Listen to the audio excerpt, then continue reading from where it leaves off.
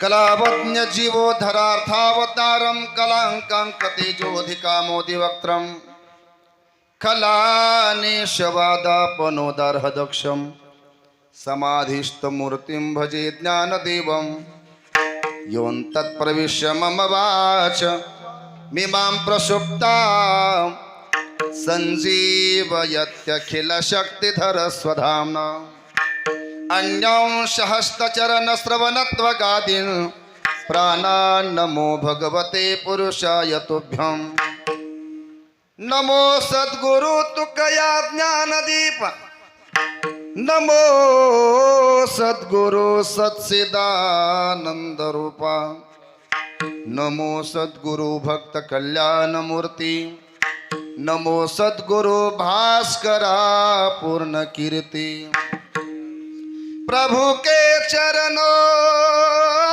में सदा पुनि पुनि करो प्रणाम मैं तुम्हें भूलूं नहीं मेरे प्रियतम श्याम विठल विठल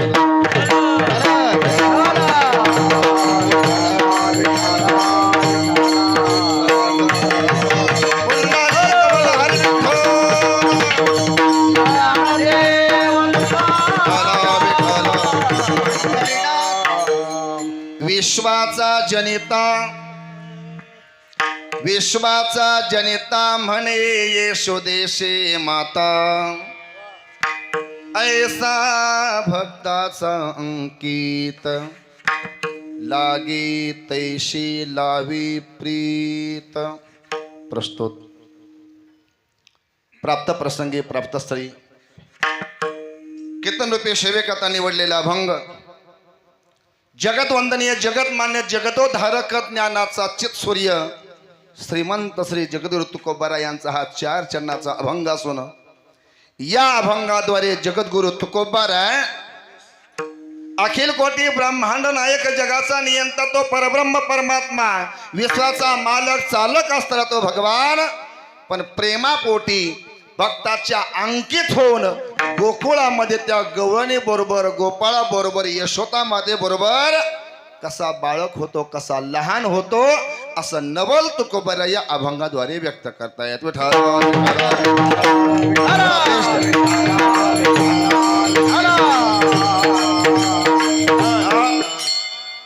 अभंग अतिशय गोड आहे. तुकोबारा यांचा अभंग आहे. थोडा बेस द्या ट्रबल घेत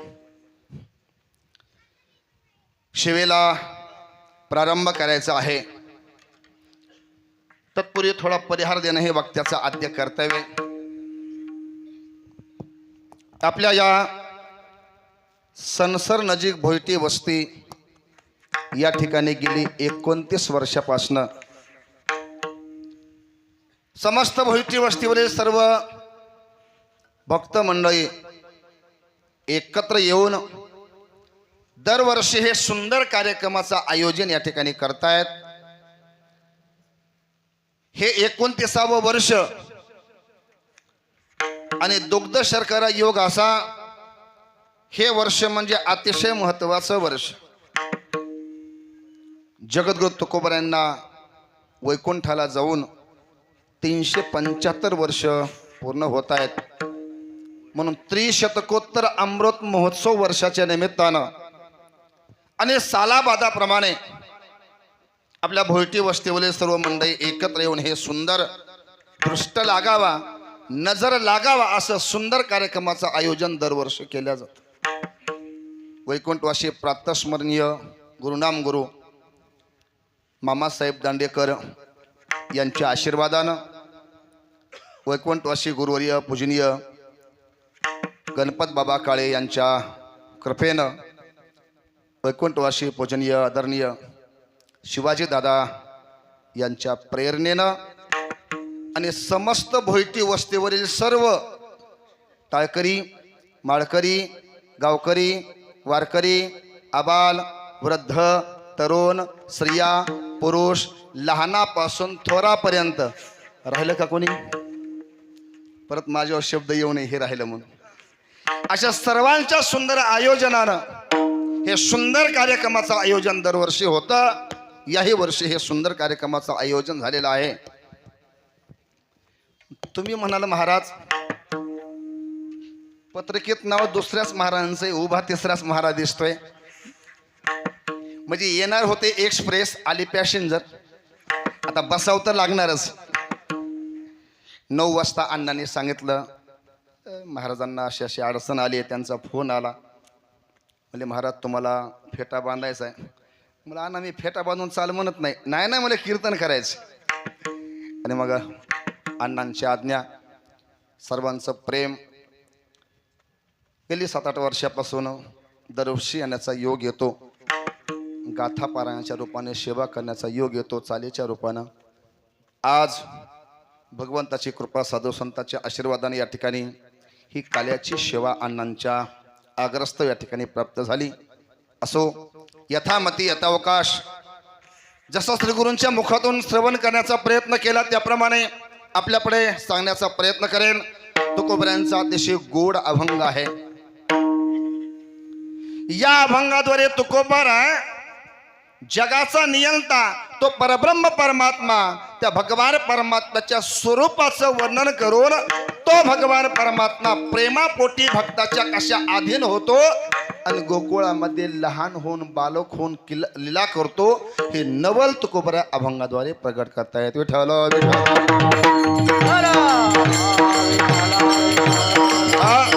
सज्जन हो, आज कार्यक्रमाचे सांगत म्हणजे काला. शास्त्र सांगतं कार्यक्रम 2 दिवसाचा असेल, कार्यक्रम 5 दिवसाचा असेल, कार्यक्रम 7 दिवसाचा असेल, कार्यक्रम 1 महिन्याचा असेल, कार्यक्रम 6 महिन्याचा असेल, वा कार्यक्रम वर्षभराचा का असेना, पण त्या कार्यक्रमाची सांगता ही काल्याच्या कीर्तनानेच करावे लागते. कारण शास्त्र सांगतं काला म्हणजे पूर्णत्व आहे, पूर्णत्व.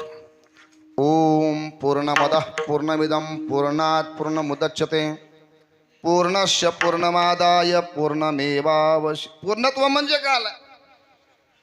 मला सांगा, एखादं मंदिर उभा केलं, थोडा बेस दे, मंदिर उभारलेलं आहे, शिखरही उभा झालं का मंदिर पूर्ण? जोपर्यंत त्या मंदिरावर कळस बसत नाही तोपर्यंत मंदिर पूर्ण होत. किंवा एखादी नदी उगम पावलेली आहे, ती नदी अनेक गावांना भेट देत देत देत पोखीत पाप ताप तिरीच पादप समुद्रा जाय आप गंगेचे जैसे फेडीत पाप ताप पोखीत तिरीचे पाद. गंगा वाहते वाहते वाहते. मी तुम्हाला प्रश्न विचारतो, मला सांगा गंगेचं पूर्णत्व कुठं आहे?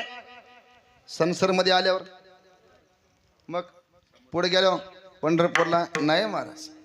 जोपर्यंत ती गंगा समुद्रामध्ये मिसळत नाही तोपर्यंत अखंडना खंडी अभंगना गंगे तो कामने गंगे मिळणे सिंधो, तो कामने गंगे मिळणे सिंधो, तो कामने गंगे मिळणे सिंधो.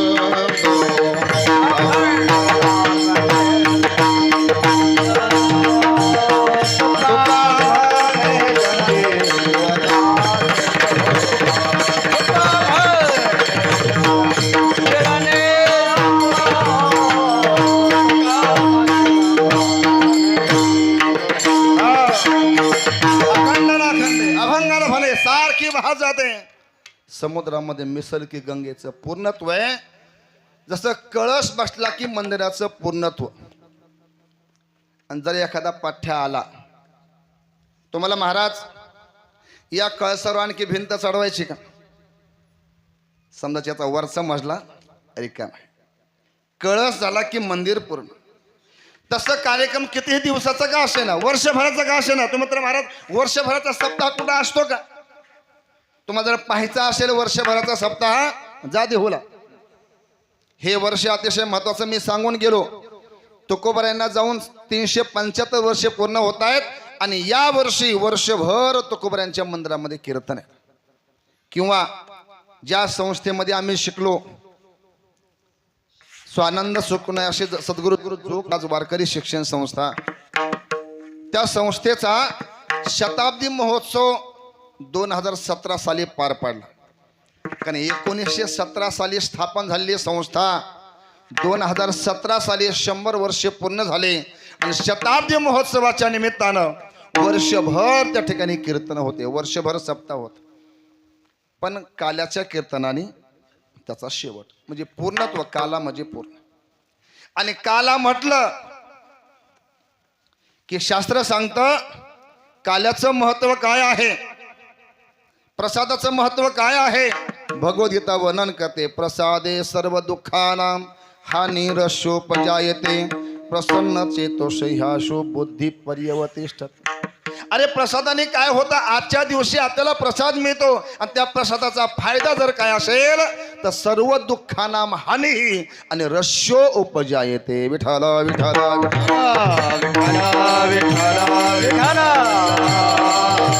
प्रसादाने दुःख नष्ट होतं, आनंद प्राप्त होतो.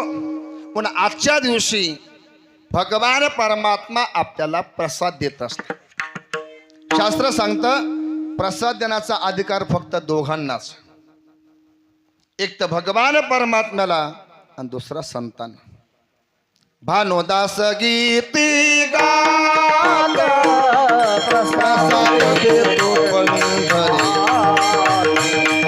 प्रसाद देतो पंढरीनाथ, प्रसाद देतो पंढरीनाथ. भानुदास गीती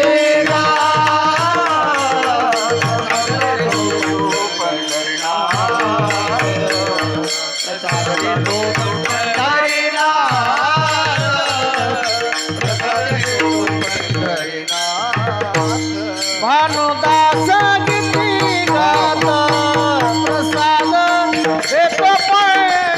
पंढरीनाथ, प्रसाद देतो पंढरीनाथ, प्रसाद देतो पंढरीनाथ.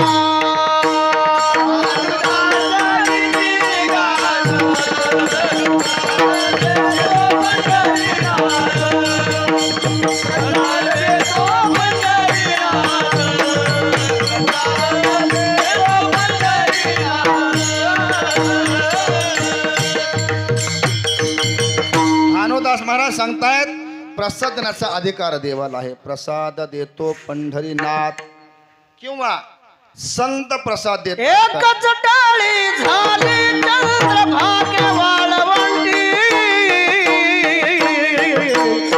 माझा ज्ञान राजा गोपाळासीला ह्या वाटी, माझा ज्ञान राजा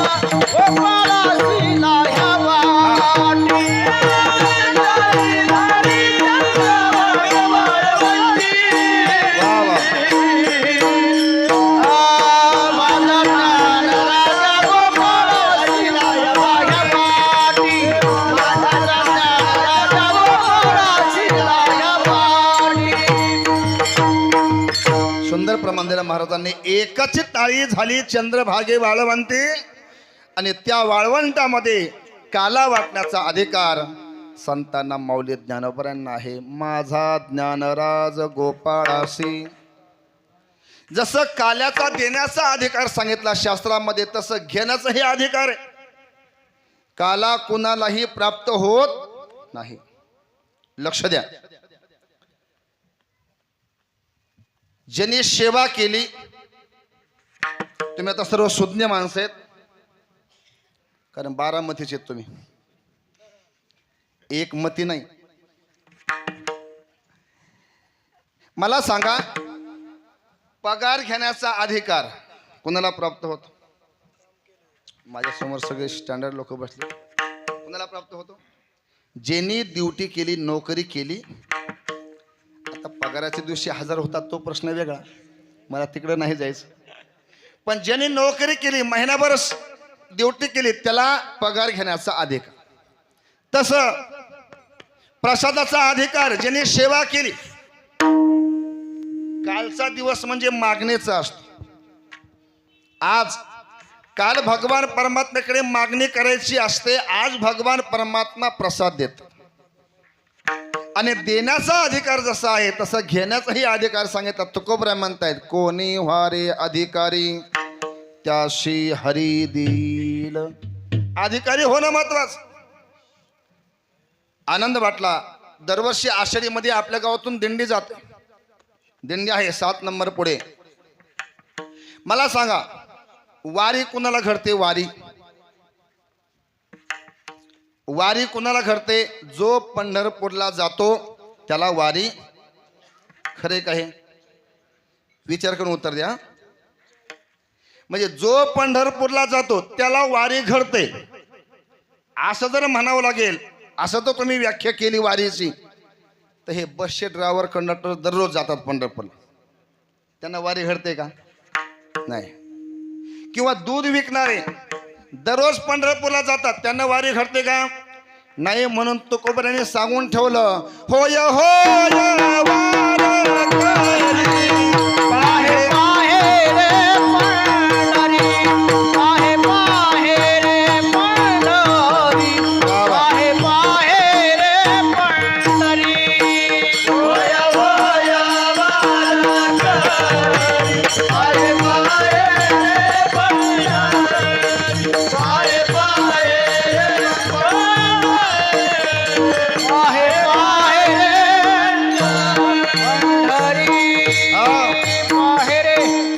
वारकरी हो आणि वारकरी होऊन पंढरपूरला जा तर तुला वारी घडेल. तसं काला घेण्याचा अधिकार कुणालाही प्राप्त होत नाहीये. इथं सेवा करावी लागते आणि सेवा केल्यानंतर मग भगवान परमात्मा प्रसाद देत, तो काल्याच्या रूपाने. काला काला काला शब्दाची व्याख्या काय आहे? दही आणि लाह्याचं मिश्रण म्हणजे काला. लौकिक भाषेनं आपण जर विचार केला, दही लाह्याचं मिश्रण म्हणजे काला. आणि या मंडपामध्ये आल्याशिवाय तो काला प्रसाद आपल्याला प्राप्त होत नाही. तुम्ही म्हणताल महाराज दही आणि लाह्याचं मिश्रण जर काला असेल तर मग यासाठी मंडपामध्ये याची काय गरज आहे? आम्ही घरी पोतभर लाह्या आणू, 10-5 लिटर दही आणू, घरीच काला करू, ती भेळ होईल, तो नाश्ता होईल, काला होणार. काला मंडपामध्ये आल्याशिवाय त्याच्यावर हरिनामाचे संस्कार झाल्याशिवाय त्याला प्रसादाचं महत्त्व आहे. हे अनुवाद सदा सर्व काळ करुणी गोपाळ काला सेवा करुणी गोपाळ काला सेवा.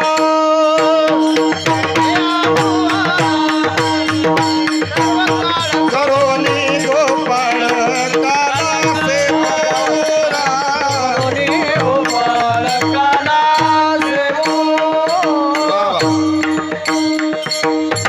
गोपाळ काय म्हणतायत? हाच अनुवाद सदा सर्व काळ. अरे भगवान परमात्म्याचे लीला ऐकत ऐकत त्याचं स्मरण करत करत तो आपल्याला प्रसाद प्राप्त होतो, काला प्राप्त होतो. म्हणून आजच्या दिवशी आपल्याला हरिनामाचा दही लयाचा काला आपल्याला भगवान परमात्मा देत आहेत. म्हणून असतं हा कार्यक्रमाचं पूर्णत्व सांगता म्हणजे हे काल्याचं कीर्तन आहे. आणि त्या काल्याच्या सेवेसाठी तुकोबऱ्यांचा अतिशय गोड अभंग सेवेसाठी निवडलेला आहे. तुकोबऱ्या सांगतायत ज्या भगवान परमात्म्याचे लीला आपण श्रवण करणार आहोत, ज्या भगवान परमात्म्याने गोपाळांना गोपींना निजात्म सुख देण्यासाठी लीला केल्या, अरे कसा आहे तो भगवान परमात्मा, त्या भगवान परमात्म्याच्या स्वरूपाचं वर्णन अभंगाच्या प्रथम. विश्वाचा जनिता विश्वाचा जनिता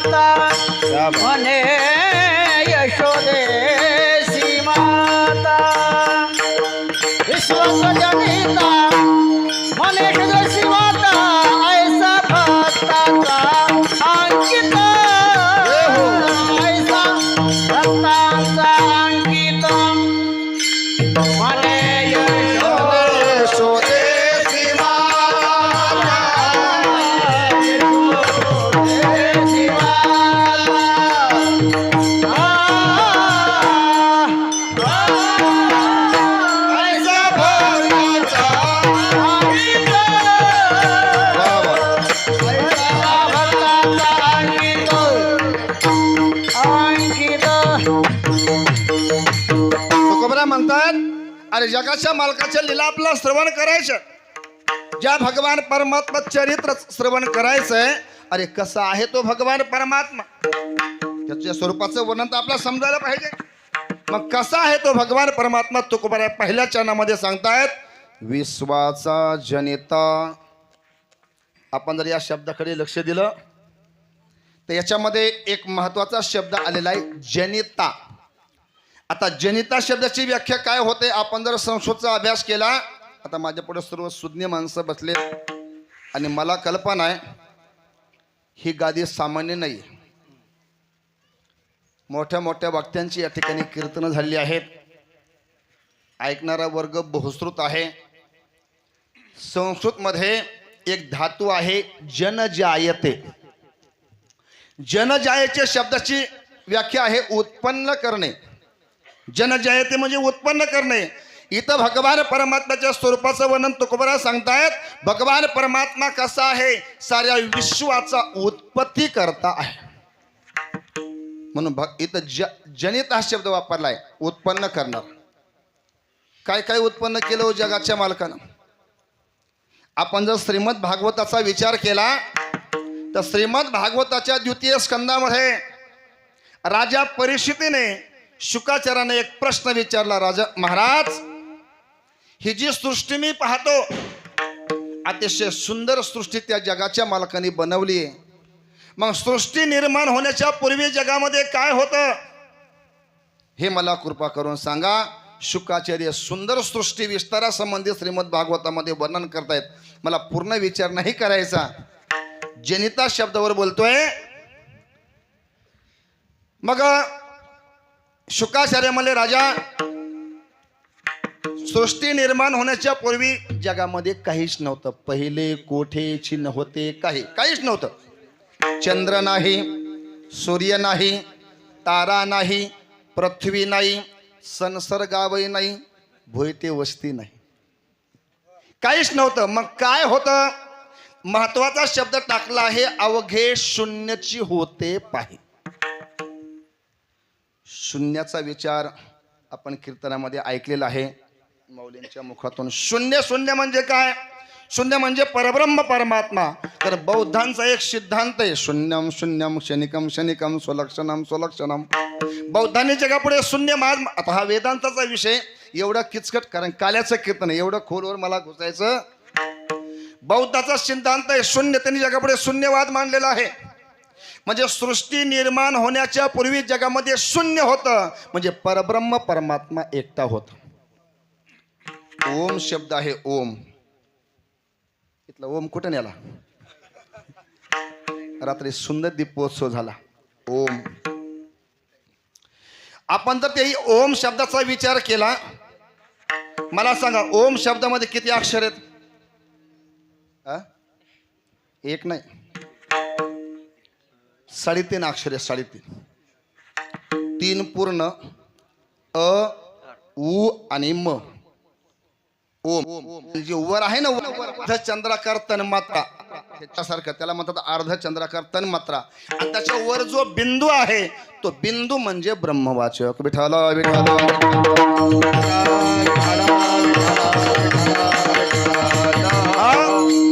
म्हणजे परब्रह्म परमात्मा एकटा होता. आणि साहजिक महाराज एकट्या माणसाला कर्मत गो मी सांगत नाही, तुकोबारा सांगतायत. एकले न कंठेची म्हणून या येणे, केले निर्माण 14 भुवने. गगन चंद्र सूर्य तेज तारांगणे, 5 महाभूते भौतिके भिन्न भिन्न हो. अरे भगवान परमात्म्याला कर्मे ना, तो एकटा भगवान परमात्मा शेषनागावर पोहोचलेला होता. आणि श्रीमद भागवतामध्ये त्या भगवान परमात्म्याला एक शब्द आलेला आहे नारायण. आपण जर या नारायण शब्दाची उत्पत्ती पाहिली तर नारायण शब्दाचा अर्थ असा होतो, नार म्हणजे पाणी. संस्कृतमध्ये पाण्याला नार हा शब्द आहे, नार. आणि अयन म्हणजे आसन. ज्या भगवान परमात्म्याने पाण्यामध्ये शेषाद्वारा आसन निर्माण केलं त्याला म्हणतात नारायण. विठ्ठल विठ्ठल विठ्ठल. असा तो भगवान परमात्मा. आणि मग त्या भगवान परमात्म्याला संकल्प निर्माण झाला, एकोहम बहुश्याम प्रजाय, मी एकटा हे बहुरूपाने प्रगट व्हावं असा संकल्प झाल्याबरोबर भगवान परमात्म्याच्या नाभीतून एक कमळ निघालं आणि त्या कमळामध्ये 4 मुखावाल्या ब्रह्मदेवाची उत्पत्ती झाली. ब्रह्मदेवाला किती तोंड आहेत बरं हो? 4. म्हणून त्याला एक नाव आहे चतुरानन. ब्रह्मदेवाला एक नाव आहे. चतुर म्हणजे 4, आनन म्हणजे मुखे. 4 मुखावाला ब्रह्मदेव. पूर्व पश्चिम दक्षिण उत्तर ब्रह्मदेवाला 4ही दिशेला मुख आहेत. त्यामुळे ब्रह्मदेवाला बसल्या बसल्या कळतं कोण कीर्तन ऐकतंय, कोण घरी बसलंय, कीर्तनामध्ये बसून कोण गप्पा मारतंय, कोण मोबाईलवर चॅटिंग, दिसतंय ब्रह्मदेवाला सगळं. काय होतं, माणसाला वाटतं मी जे करतो ते कोणाला दिसत नाही, काय नाही. पुरुषापेक्षा महिला मंडळाच्या पटकन लक्षात येईल. मांजर असते ना, मांजर, ज्यावेळेस मांजर दूध पिते त्यावेळेस ती मांजर काय करते, डोळे झाकते. तुम्हाला काय माहिती, ते काम इकडे. मग मांजर डोळे झाकते. मला सांगा, त्या मांजरीला असं वाटतं मी डोळे झाकले की कुणाला दिसत नाही, असं आहे का? नाही महाराज. असो, मला तिकडे नाही जायचं. ब्रह्मदेवाला 4 मुख आहेत. ब्रह्मदेवाची उत्पत्ती झाली आणि मग भगवान परमात्म्याने ब्रह्मदेवाला दर्शन दिलं आणि 2 शब्द ब्रह्मदेवाच्या कानावर पडले. श्रीमद भागवतामध्ये सुंदर श्लोक आहे. शुकाचार्य म्हणतात, राजा, ब्रह्मदेवाने 1000 वर्ष तपश्चर्या केली आणि ब्रह्मदेवाच्या कानावर 2 शब्द पडले. स्पर्शे सुयत षोडशम एकविंशम निष्किंचनानाम नृपय धनम विदु. स्पर्श वर्णापैकी 16वा अक्षर आणि 21वा अक्षर ब्रह्मदेवाच्या कानावर पडलं. मी मराठीचं सांगतोय, संस्कृतचं नाही. मला सांगा, मराठीमध्ये किती बाराखड्यात? तू शाळेत जातो कितीला आहे? 10वीला. किती बाराखडे मराठीमध्ये?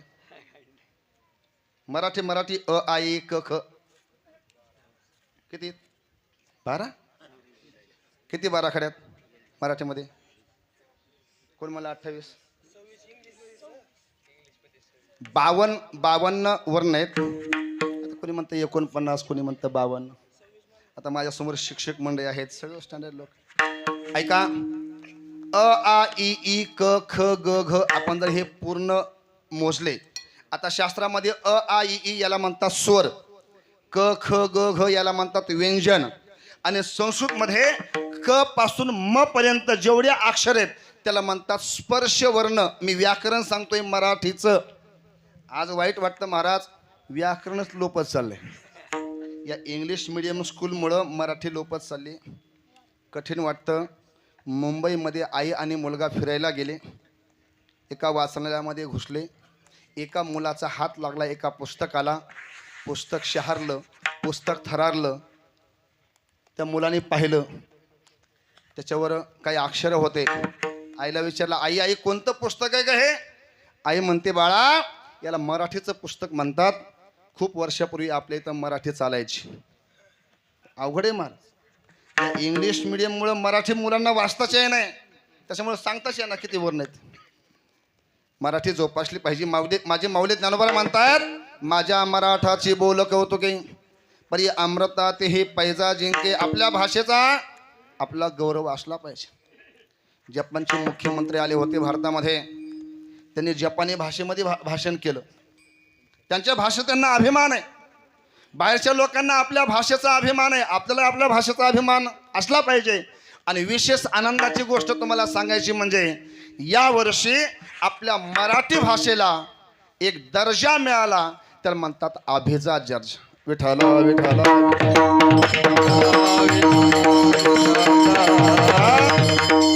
आनंदाची गोष्ट आहे. चला, त्या मराठीमध्ये जे वर्ण आहेत त्यामध्ये क पासून म पर्यंत त्याला म्हणतात स्पर्श वर्ण. आणि त्या स्पर्श वर्णापैकी 2 अक्षर ब्रह्मदेवाच्या कानावर पडले. षोडशम एकविंशम म्हणजे 16वा अक्षर आणि 21वा अक्षर. आता आपण जर क पासून जर मोजत गेलो, क ख ग घ ङ च छ ज, तर 16वर अक्षर येतं त आणि 21वा अक्षर येतं प. तप. तप म्हणजे ब्रह्मदेवात तुम्ही तप करा, म्हणजे तपश्चर्या करा. तेव्हा तुम्हाला समजेल आपण प्रगट झालो कुठून. आणि 1000 वर्ष ब्रह्मदेवाने तपश्चर्या केली. मला विस्तार नाही करायचा. मी जायते या शब्दावर बोलतोय, विश्वाचा जनिता या शब्दावर बोलतोय.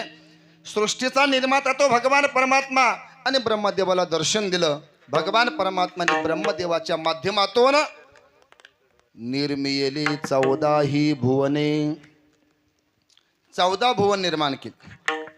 वरचे 7 लोक, खालचे 7 लोक. आता वरचे 7 लोक कोणते सांगतो ऐका. भूरलोक, भुवरलोक, स्वरलोक, महरलोक, जनलोक, तपोलोक, सत्यलोक. खालचे 7 लोक अतल, वितल, सुतल, तलातल, रसातल, महातल आणि पाताल असे 14 भुवन भगवान परमात्म्याने निर्माण केले. एवढेच नव्हे, एवढी सुंदर सृष्टी निर्माण केली. माऊली ज्ञानोबा आहे ज्ञानेश्वरीमध्ये वर्णन करतात.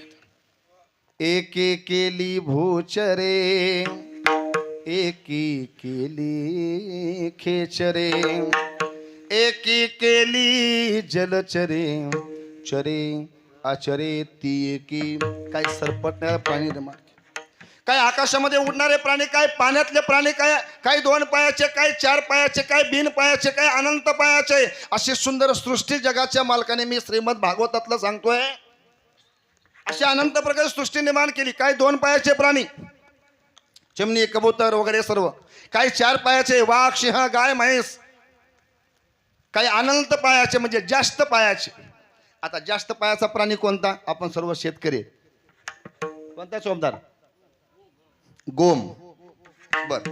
आणखी एक प्राणी पहा, त्याचं नाव काय मला माहित नाहीये, पण त्याला असा स्पर्श केला की गोल होतो.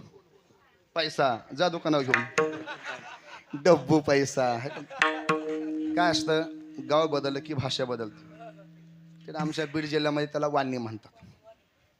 तुम्ही काय म्हणतात? वाणी. पैसा. बरोबर. काय असतं, ज्या त्या भागाची पद्धत असते. आता आमच्या बीड जिल्ह्यामध्ये अशी पद्धत आहे, माणसं मेल्यावर जातात. तुमच्या इकडं नाही, ते सारखेच असेल, त्यात काय फरक नसतो. विठाला विठाला. ऐका, भगवान परमात्म्याने अनंत प्रकारची सृष्टी निर्माण केली. एवढं सुंदर सृष्टी निर्माण केली. एक भक्त वर्णन करतोय, देवा ज्यावेळेस मी सृष्टीकडे पाहत होतो, काय या सृष्टीचं सौंदर्य होतं महाराज. हा जो मनुष्य देह आहे ना, भगवान परमात्म्याने सर्वात शेवटी बनवलेलं हे मॉडेल आहे. सगळ्यात शेवटी. अगोदर बाकीचे सर्व प्राणी निर्माण केले. मग तुम्ही पहा, बारीक लक्ष द्या, सर्व प्राणी आडवे आहेत. आडवे. गाय पहा, म्हैस पहा, वाघ पहा, सिंह पहा, सगळे आडवे. ही एकटंच उभं मॉडेल आहे. भगवंताने हा एकटाच नरदेह शेवटी निर्माण केला. सर्व सृष्टी बनवल्यानंतर अगोदर सुंदर सृष्टी बनवली. नव्हे अनंत प्रकारचे वृक्ष बनवले, अनंत प्रकारचे फुलाचे झाडं बनवले. काय सुंदर सृष्टी बनवली. एक भक्त असा सुंदर वर्णन करतो, ऐका. तो भक्त म्हणतोय, देवा ज्यावेळेस मी सृष्टीकडे पाहत होतो, हे चिमण्या, पाखरं, हे फुलाचे झाड, अरे किती सुंदर सृष्टी महाराज. आपण जर हे पक्ष्यांचा विचार केला तर काय कारिगिरी महाराज देवाची. सुंदर मोर, चिमणी, पशु पक्षी, गायी, हे सुंदर बनवले भगवंताने. फुलाचे झाड, जाई जुई, चंपा, चमेली, मोगरा, असा रंग भरला जगाच्या मालकानं. तो रंग कधीही न जाणार. विठाला विठाला विठाला. पुढे सरका, पुढे सरका, पुढे सरका. माग ऊन लागते, पुढे सरका, पुढे सरका, सरका.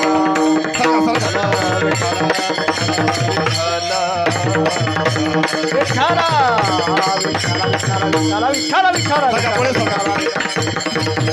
फुलबाली कवरला.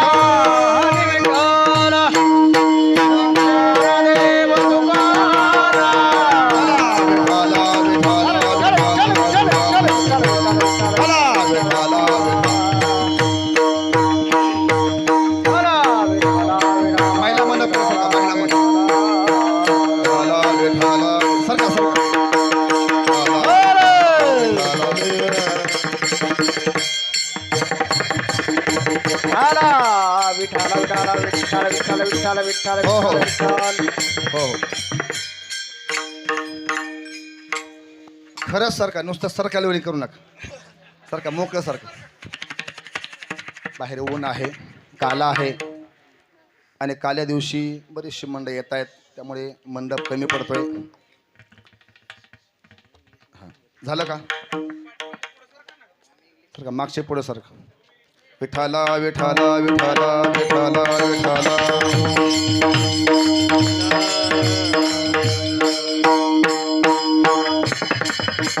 हला विठाला विठाला विठाला विठाला विठाला विठाला हो हो ओके आता सर्वांगाचे कान कोण ऐका महत्वाचा विषय तुमच्या पुढे मांडतोय अशा प्रकारे भगवान परमात्म्याने सृष्टी निर्माण केली आणि एका भक्ताने या सृष्टीकडे पाहिल्यानंतर तो भक्त असं म्हणतो विचार करतो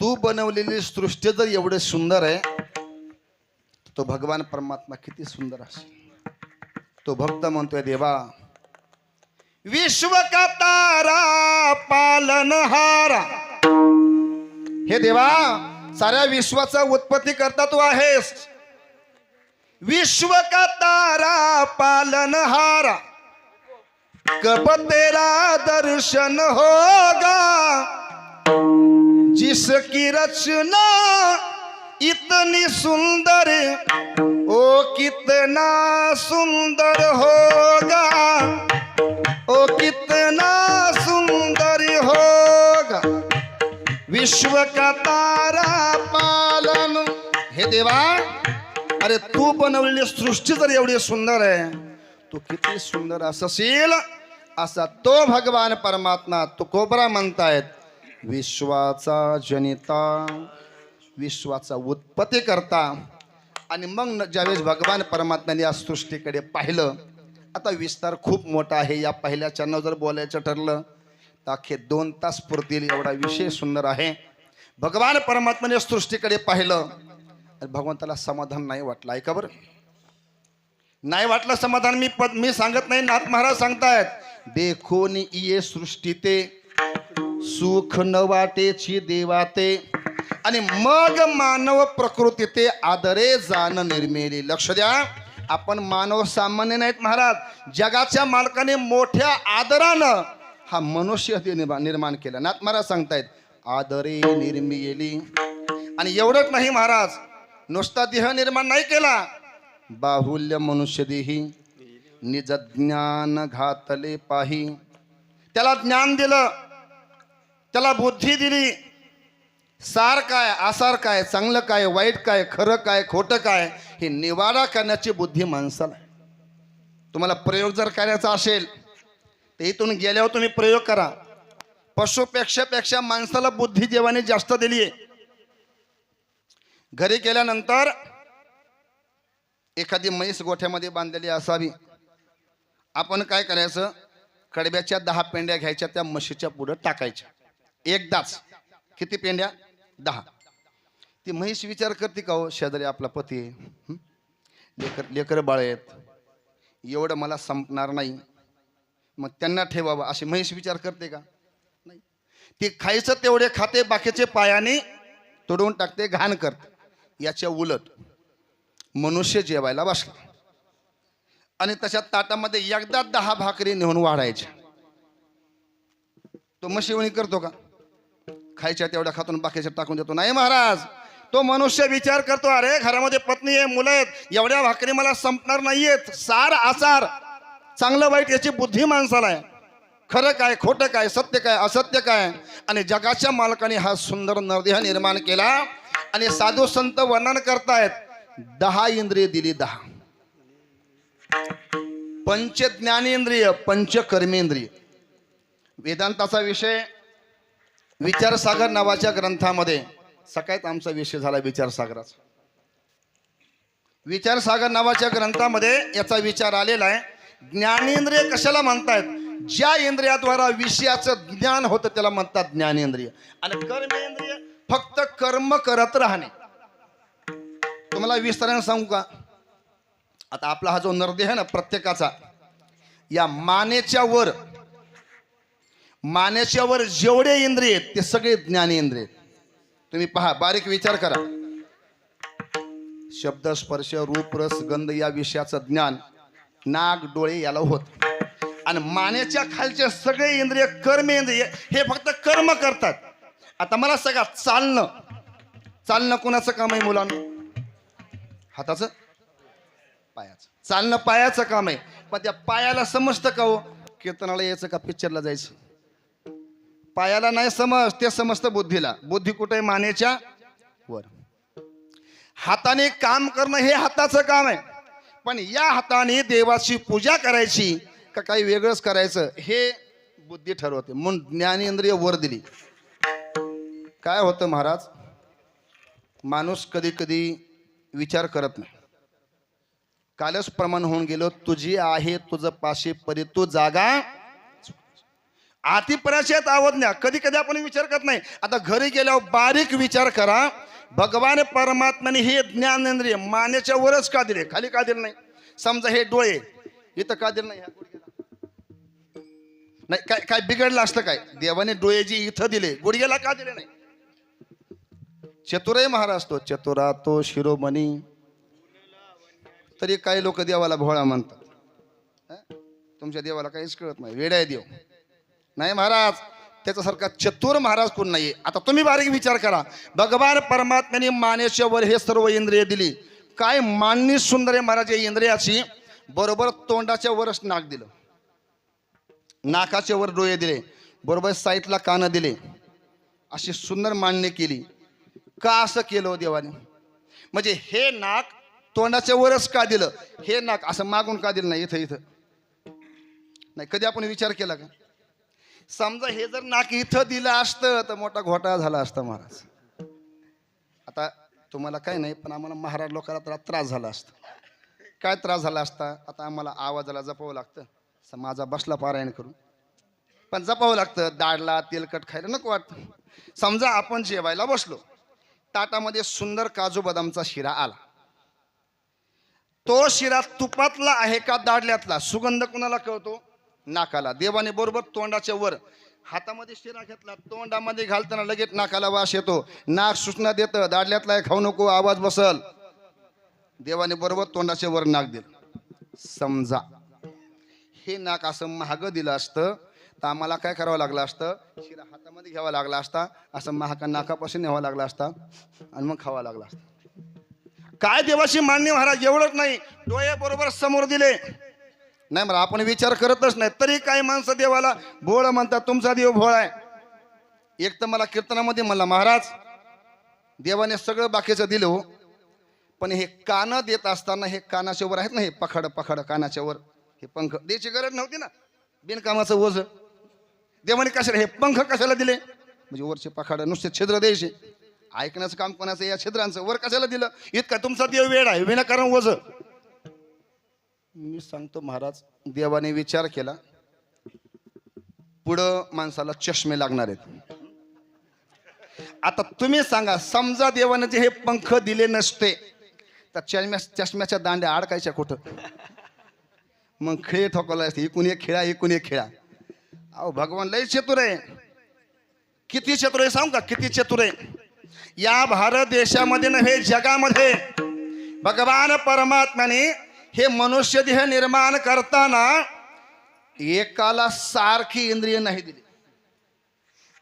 चेहऱ्याची मांडणी पहा, सारखी नाही दिली. समजा देवाने सगळे जर सारखे केले असते, सगळे सारखे, काय भेदच नाही, मोठा गोंधळ झाला असता. पण भगवंतानी प्रत्येकाच्या चेहऱ्याची मांडणी कशी केली पहा. अहो चेहऱ्याची जाऊ द्या, प्रत्येकाचा नाक तुम्ही तपासा. काहीचं नाक असं गोल गुटून, काहीचं असं लंबुळक, काहीचं असं नाकाचा शेंडा सुंदर, काहीचं थोडं असं पसरत, म्हणजे जास्त विस्तार केला. काहींचं गोल. मला नाकामध्ये सारखं दिलं नाही देवाने. अरे नाक जाऊ द्या, बोट आहेत ना बोट, या बोटावरच्या रेषा आहेत ना रेषा, त्या रेषा महाराज प्रत्येकाच्या सारख्या नाहीत. बारीक विचार करा. म्हणून तर आधार कार्ड निर्माण केले. अंगठा लावा, लाडकी बहीण धिंगाणा चालू सध्या. अंगठा लावून काढा पैसे. माझा विषय हा चालू आहे. किती भगवान परमात्म्याने विचार केला. असा तो भगवान परमात्मा सृष्टीचा निर्माण करता एवढी सुंदर सृष्टी निर्माण केली. पण मनुष्य विसरतो महाराज. ऐका, आता ऐकणारा सर्व सुज्ञ माणसं आहे, आठवला भाऊ म्हणून सांगतो 1 मिनिटामध्ये. भगवंताने सुंदर हा नरदेह दिला असं महाराज, पण अनमोल किमतीचा दिला, अनमोल किमतीचा, किंमत नाही करता येत. परवा मी फेसबुकला एक व्हिडिओ पाहत होतो. 375 कोटी या नरदेहाची किंमत आहे. किती किती किती किती 385 करोड. तुम्ही मात्र महाराज आम्ही तर लय श्रीमंत आहेत, खूप श्रीमंत आहेत आपण. या नरदेहाची किंमत खूप आहे. सांगतो ऐक. समजा आमचे एक मित्र आहेत, त्यांचा पाय तुटला गुडघ्याच्या वर. तुम्हाला नावं माहीत असेल, आम्ही गुरुबंधू बरोबर शिकायला होता. शितोळे महाराज मुंबईवरून येत होते, गाडी घुसली, एका पत्राच्या शेडमध्ये झोप लागली, गुडघ्याच्या वरून पाय गेला. आता गेला पाय, गेलाच काय, ते पाय घ्यायला गेले पुण्यामध्ये एका पायाच्या दुकानामध्ये. तुम्हाला शरीराची किंमत सांगतोय बरं. पाय घ्यायला गेले, मी बरोबर होतो, तर त्या पायाच्या किमती दाखवल्या महाराज. 5 लाखापासून पुढे किमतीच होत्या, 5, 10, 15, 20, 25 लाखापर्यंत. त्यांनी आपला 8-9 लाखाचा पाय घेतला, असा फोल्ड होणारा. काय पाय सर असं ते फोल्ड होत नाहीत, काय फोल्ड होतात. काय काय पाय एवढे भारीत महाराज, 25-25, 50 लाखाचे. त्यांना चेतना जाणवते, त्यांना स्पर्श केला जाणवत. बरं मी सांगतो, 50 लाखाचा जरी आपण पाय बसवला तर खऱ्या पायाची बरोबर होईल का हो? अरे देवाने दिले ते इंद्रिय महाराज काय अनमोल आहेत.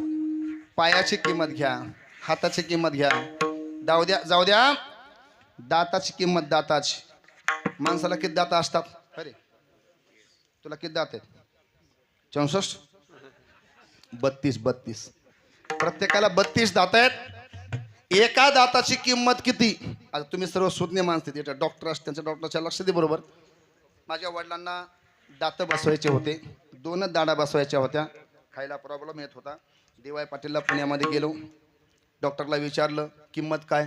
त्यांनी 2 दाताची किंमत सांगितली 50,000 रुपये, एका दाताची 25,000. ते कमीत कमी सांगितले. म्हणजे महाराज 50-50, 70,000 एका दाताची किंमत आहे. आता लावा हिशोब बसल्या 32 दात. पण मला सांगा, ओरिजिनल दात, देवाने दिलेला दात आणि डुप्लिकेट बनवलेला दात, फरक असेल ना? तुम्ही अन्न खाऊन पहा, बसवलेल्या दाताने जेवण करायचं आणि आपल्या ओरिजिनल दाताने जेवण करायचं, चव कशामध्ये येते पहा. नाही महाराज, तुम्ही किती भारी दात बसवा, अरे अनमोल किमतीचा नरदेह तुम्हा आम्हाला दिला, पण माणूस एवढा बदमाश महाराज. साधू संत वर्णन करतायत, औट हात का मानव देह अल्लाने तुझ दिया, औट हात का मानव देह अल्लाने तुझ दिया, खाया पिया सुख से सोया नहा जमाना खोया, खाया पिया सुख से सोया नहा जमाना खोया. औट हात, 3.5 हाताचा नरदेह तुम्हा आम्हाला दिला, पण माणूस एवढा बदमाश महाराज, खाण्यापिण्यामध्ये, नाचण्या गाण्यामध्ये वाया घालतो. नाही आपला किंमत कळत. तुम्हाला घडलेला प्रसंग सांगतो. पेपरला एक कात्रण आलं होतं, त्याच्यावर हा लेख आला होता. 80 वर्षाचे आजोबा हॉस्पिटलमध्ये ॲडमिट झाले. तुम्हाला देहाचं महत्त्व सांगतो बघा, तुम्ही आता सर्व सुज्ञ माणसं ऐकणार आहे. झाले हॉस्पिटलला ॲडमिट. का ॲडमिट झाले? त्यांच्या हृदयाला छिद्र पडलं होतं आणि हृदयाचं ऑपरेशन होतं. सर्वांगाचे कान करून ऐका, फार महत्वाचा विषय. छिद्र पडलं होतं हृदयाला, ऑपरेशन 4 दिवस झालं. 4 दिवस ऑपरेशन चालू होतं आणि ज्यावेळेस 4थ्या दिवशी ऑपरेशन सक्सेस झालं, त्या आजोबांना सुट्टी झाली. वय होतं 80 वर्षाचं. सुट्टी झाल्यानंतर डॉक्टरनी बिल केलं. बिल आलं होतं 8 लाख रुपये. 4 दिवस ऑपरेशन चालू होतं, 8 लाख बिल आलं होतं. त्या 80 वर्षाच्या आजोबाने ते बिल पाहिलं, डोळ्यामध्ये अश्रू आले, डोळ्याला पाणी आलं. डॉक्टरने पाहिलं, डॉक्टर विचारी होता. डॉक्टर जवळ आले, आजोबांना म्हटले, आजोबा जर पैसे नसतील तर मला पैसे देऊ नका, पण रडू नका, तुम्ही माझ्या वडिलांच्या वयाचे आहात, नका रडू. नसतील पैसे तर कमी करून देतो. आजोबाने उत्तर दिलं, डॉक्टर साहेब पैसे नाहीत म्हणून रडत नाहीये, तुम्ही 8 लाख नाही 10 लाख जरी बिल केलं असतं ना तरी आनंदाने दिलं असतं.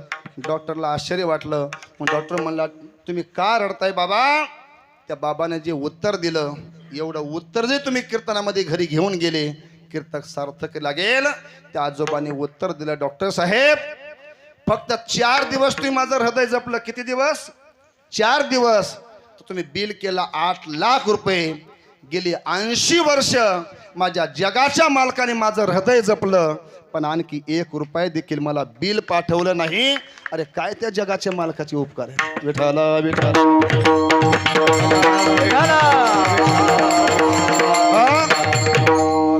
अनमोल किमतीचा नरदेह तुम्हा आम्हाला देवाने दिला.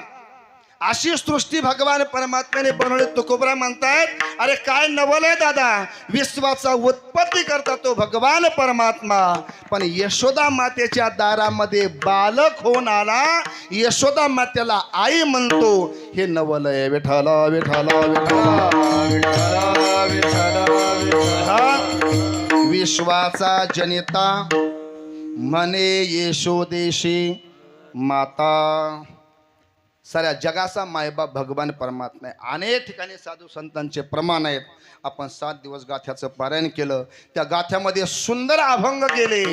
विठ्ठल माय बाप चुलता, विठ्ठल भगिनी आणि भ्राता. मायबाप भगवान परमात्मा आहे.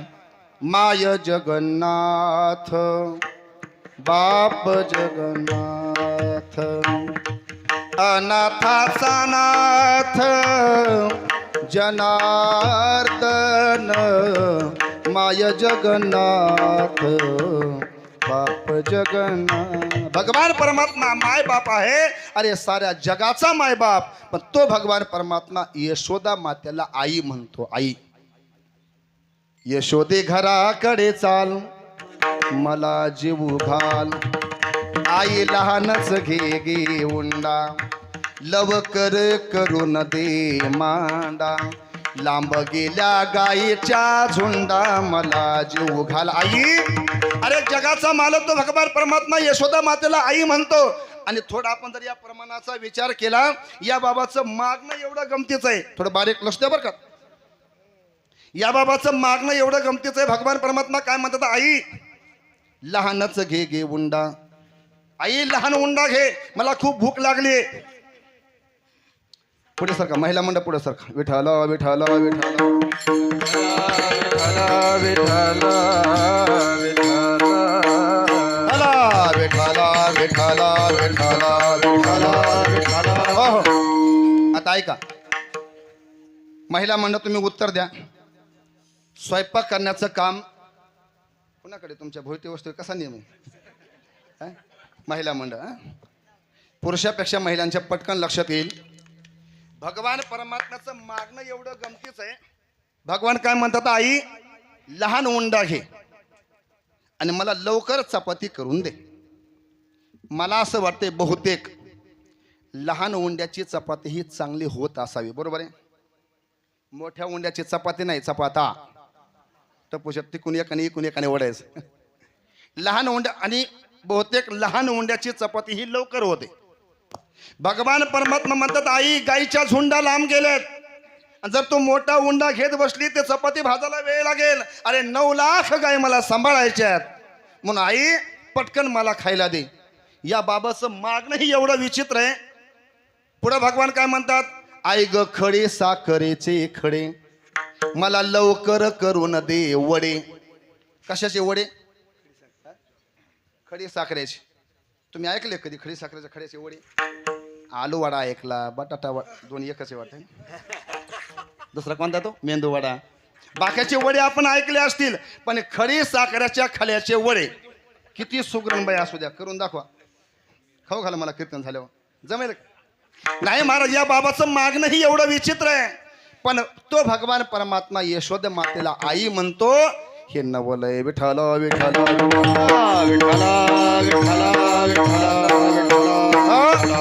म्हणून तुकोबरा म्हणतायत, विश्वाचा जनिता म्हणे यशोदेशी माता. असं का झालं? म्हणजे सृष्टीचा उत्पत्ती करता भगवान परमात्मा एवढा लहान का झाला? तुकोबरा म्हणतायत, फक्त आणि फक्त भक्तांच्या प्रेमापोटी तो भगवान परमात्मा भक्ताच्या अंकित होतो. अभंगाचं दुसरं चरण. लागे तशी लावी ऐसा भक्ताचा अंकित ऐसा भक्ताचा अंकित ऐसा भक्ताचा अंकित ऐसा भक्ताचा अंकित ऐसा भक्ताचा अंकित वा वा. ऐसा भक्ताचा अंकित ऐसा भक्ताचा अंकित हे हो. ऐसा भक्ताचा अंकित लागे तशी लावी प्रीत लागे तैसी लावी प्रीत ऐसा भक्ताचा अंकित हे हो. ऐसा भक्ताचा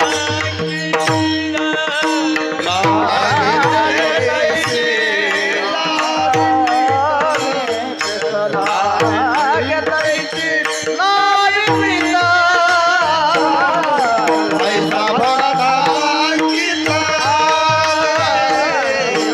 ऐसा भक्ता अंकित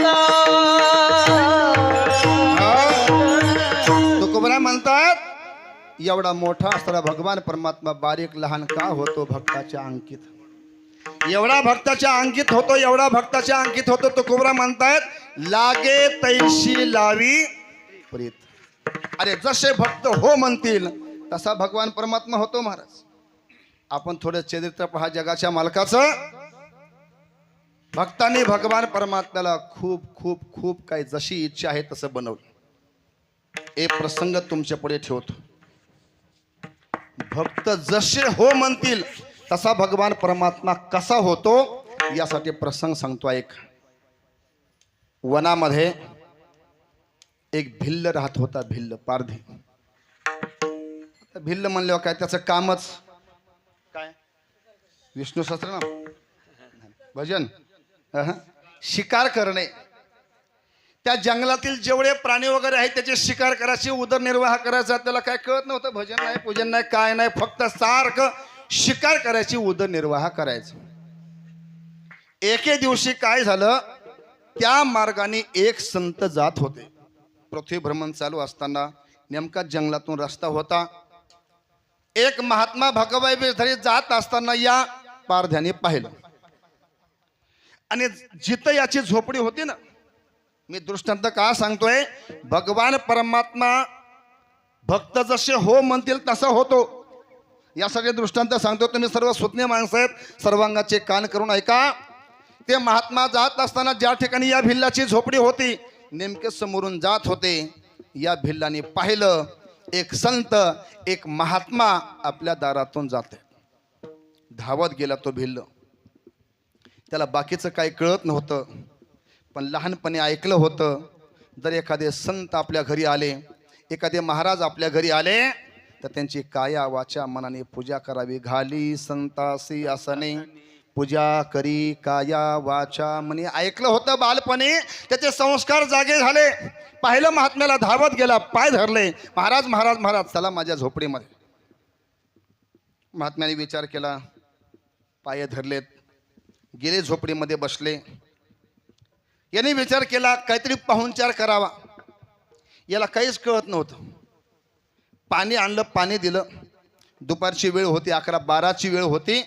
आणि याने विचार केला पाणी संतांना दिलं महात्म्याला पण आपण एक काम करू दुपारच्या वेळेस महात्मा आपल्या घरी आलाय यांना आपण जेवू घातल्याशिवाय जाऊ द्यायचं काही खुणा असतात मला दुपारी जर पाहुणा घरी आला तर सहज माणूस म्हणतोच ना आता जेवण करून जा तसं हे भिल्ल म्हटलं त्या महात्म्याला महाराज तुम्ही आता असं जायचं नाही मी तुम्हाला जीव घालणार सांगा तुम्हाला कोणता प्राणी आवडतो याच्या पायाखालची जमिनी सरकली तुम्हाला प्राणी म्हणजे मला मी भिल्ल आहे सांगा तुम्हाला कोणत्या प्राण्याची भाजी करू यांचं तर मांड्याच लागला विठ्ठल विठ्ठल करायला महात्मा घाबरला आता या पार झाला काय कळत नव्हतं शुद्ध काय अशुद्ध काय त्याचा भाव एकच महात्म्याला जीव घालायचा महात्माजी तर महात्माजी म्हटले नाही बाबा मला भूक नाहीये. त्यानं वाटलं कसं निष्ठून जावं, मला भूक नाही, मला काय मी जेवण नाही. नाही महात्मा, तुम्ही माझ्या दुपारच्या वेळेस माझ्या घरी आलात, तुम्हाला मी जीव घातल्याशिवाय जाऊ देणार नाही. सांगा तुम्हाला कोणता प्राणी आवडतो, पटकन नाव सांगा, लगेच घेऊन येतो. आता महात्म्याने विचार केला, हा जरा विचित्र प्राणी दिसतोय, हा असा आपल्याला सोडणार नाही. आपण एक काम करू, असा प्राणी सांगू त्याला सापडलंच नाही पाहिजे. तुला मला भाजी खाऊ घालायची प्राण्याची, हा मग एक काम कर, मी जसा प्राणी सांगेल त्या प्राण्याची मला भाजी करून खाऊ घालायची. तो मला महाराज नाव सांगा, कोणताही प्राणी. घे वही घे, पेन घे. त्याने वही घेतली, पेन घेतली, सांगा महाराज, लिहून घे. त्या पक्षाचं वर्णन आहे, त्या प्राण्याचं वर्णन आहे, ज्याच्या डोक्यावर मोरपंखाचा मुकुट आहे. घे लिहून घेतलं, ज्याच्या डोक्यावर मोरपंखाचा मुकुट आहे. एवढंच नाही, ज्याच्या हातामध्ये बासुरी आहे, ज्याच्या कमरेला पितांबर आहे, जो सावळ्या वर्णाचा आहे, असा प्राणी घेऊन ये. आणि तो प्राणी सापडला तरच ये, मी असा दुसऱ्या प्राण्याची भाजी खाणार. आता मला सांगा, हे वर्णन कोणाचं होतं? जगाच्या मालकाचं होतं. संतांनी विचार केला, निष्ठाला ही संधी, दुसरा प्राणी मागितलं हे घेऊन येईल. पण देवाचं वर्णन ते त्याला माहित नाही, हे कोणतं काही देवाचं वर्णन आहे, त्याला काही कळत नव्हतं. त्याने सर्व लिहून घेतलं, मला महात्माजी आता जातो, हा प्राणी घेऊन येतो, तोपर्यंत तुम्ही हलायचं नाही. हा भिल्ल म्हणला, नाही बाबा तुम्ही असं काय ऐकणार नाहीत. शपथ घातली, तुम्हाला तुमच्या देवाची शपथ आहे, जर इथून गेलात मी येईपर्यंत तर मी तो प्राणी घेऊन आल्याशिवाय तुम्ही जायचं नाही. महात्मा विचार केला, 2 दिवस 4 दिवस पाहिल, याला केव्हा सापडणार आहे. दृष्टांत का सांगतोय, जसे भक्त हो म्हणतील तसा भगवान परमात्मा होत. निघाला तो घराच्या बाहेर, हातामध्ये त्याचे शस्त्र घेतले, सारखा घोकत होता. मोरपंखाचा मुकुट आहे, कमरेला पितांबर आहे, हातामध्ये बासरू आहे, सावळ्या रंगाचा आहे. असा प्राणी दिसतोय का, असा प्राणी दिसतोय का. सकाळच्या 10 वाजता बाहेर पडला होता, 2 वाजले. आणि यांनी विचार केला, महात्मा जेवल्याशिवाय मी जेवणार. 2 वाजता घरात बाहेर फिरत होता, दिसतोय का कुठे प्राणी, दिसतोय का. मे महिन्याचे दिवस होते, कडक ऊन पडलं होतं, तहान लागली होती. संकल्प केला होता, महात्मा जेवल्याशिवाय आपण अन्नाचा कणही घ्यायचा नाहीये. सारखं चिंतन चालू होतं, सारखा घोकत होता. मोरपंखाचा मुकुट आहे, सावळ्या रंगाचा आहे, हातामध्ये बासरी आहे, कमरेला पितांबर आहे, दिसतोय का कुठे, दिसतोय का कुठे. 4 वाजले, 5 वाजले, रात्रीचे 12 वाजले.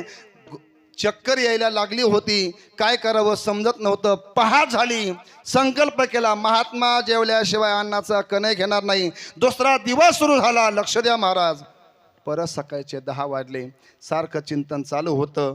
24 तास झालं होतं, पोटामध्ये अन्नाचा कण नव्हता, पाणी पोटामध्ये गेलं नव्हतं, सारखं चिंतन चालू होतं. महात्मा वाट पाहत होता, आता येईल, नंतर येईल. दुसरा दिवस सुरू झाला, 10 वाजले, 12 वाजले. आता मात्र याला चक्कर यायला लागली, बेशुद्ध पडण्याची अवस्था निर्माण झाली, प्राण जातो की काय अशी अवस्था निर्माण झाली. सारखं चिंतन चालू होतं. सावळ्या रंगाचा मोरपंखाचा मुकुट आहे, कमरेला पितांबर आहे, हातामध्ये बासरी आहे, दिसतोय का कुठे, दिसतोय का कुठे. महात्मा जेवल्याशिवाय मी जेवणार नाहीये. संकल्प केला होता. ज्यावेळेस प्राण जाण्याची वेळ आली, इकडं माझ्या जगाच्या मालकाचं सिंहासन डगमगलं. माझ्या भगवान परमात्म्याने विचार केला, जर हा भक्त जर माझं चिंतन करत करत जर गतप्राण झाला तर उद्या लोक नावं ठेवतील महात्मा दारामध्ये आला, आणि चिंतनामध्ये हा भक्त गेला, माझी अपकीर्ती निर्माण होईल. जसं त्या महात्म्याने वर्णन केलं होतं, जगाच्या मालकाने तसं रूप धारण केलं. आणि भिल्ल ज्या मार्गाने जात होता, समोर भगवान परमात्मा येत होते. आणि प्राण जाण्याच्या टायमाला पाहिलं त्याने डोळे उघडून, जसं महात्म्याने वर्णन केलं होतं. मोरपंखाचा मुकुट हाच आहे तो, सावळ्या रंगाचा हाच आहे तो, कमरेला पितांबर आहे, हातामध्ये बसरे आहे. सापडला प्राणी. धावत गेला तो भिल्ल. आपल्या अंगावर जे जाळं होतं आपल्याजवळ, जगाच्या मालकाच्या अंगावर जाळं टाकलं, जगाचा मालकाला खांद्यावर घेतलं. त्याला कळत नव्हतं प्राणी आहे की कोण आहे. आला धावत, मनामध्ये आनंद आहे, आज महात्म्याला मी या प्राण्याची भाजी करून खाऊ घालणार, आज माझ्या दारामध्ये एक महात्मा तृप्त होणार. धावत आला. महात्मा वाट पाहतच होता, शपथ दिली होती.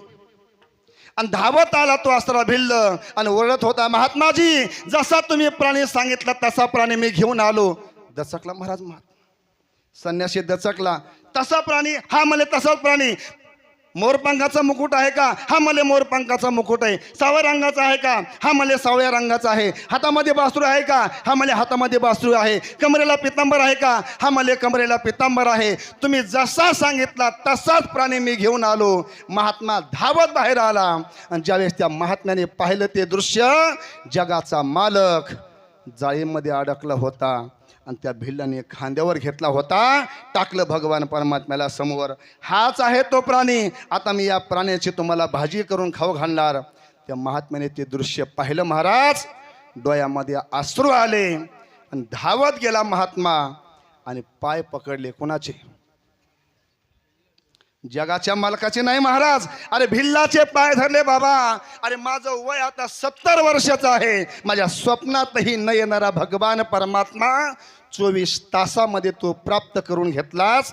याला म्हणतात लागे तैशी लावी प्रीत. जाने जाने जैसे ध्यावे, जाने जाने तैसे ध्यावे, तैसे भावे कृपाळे, तैसे भावे कृपाळे.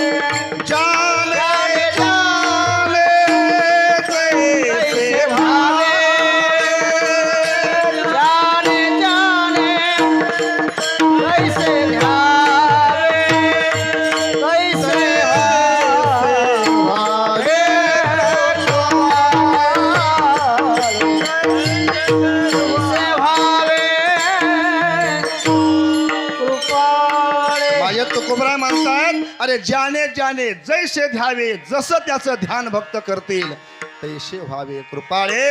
मन ऐसा भक्ताचा अंकित, लागे तैसे लावी प्रीत. भगवान परमात्मा एवढंच नाही मग तुकोबरा म्हणतात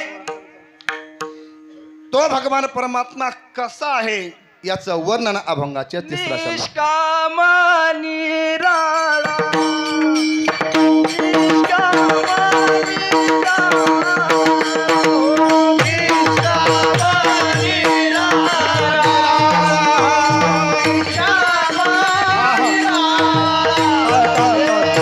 निष्काम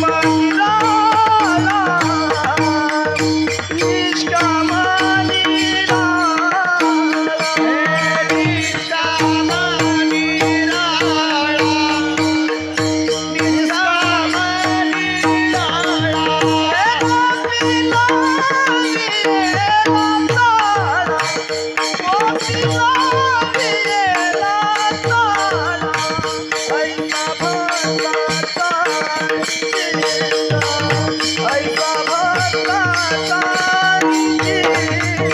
हे हो लागे तैसी लावी हो ऐसा भक्ताचा लागे तैसी लावी लावी प्रीत.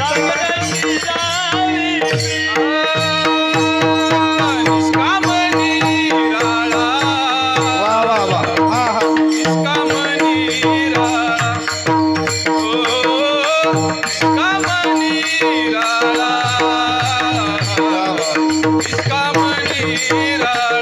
इसका बने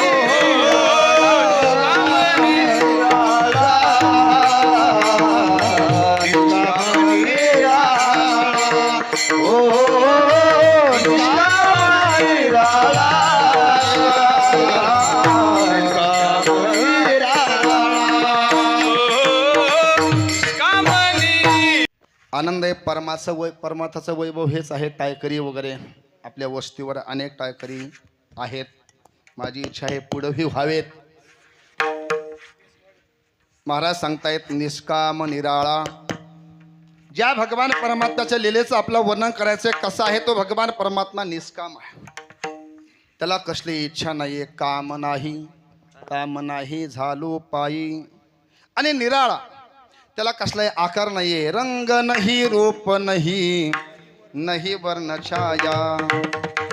रंग नाही, रूप नाही, नाही वर्ण छाया.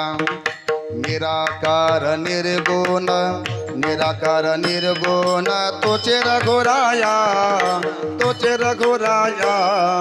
मैं गुलाम, मैं गुलाम, मैं गुलाम तेरा, मैं गुलाम, मैं गुलाम, मैं गुलाम तेरा.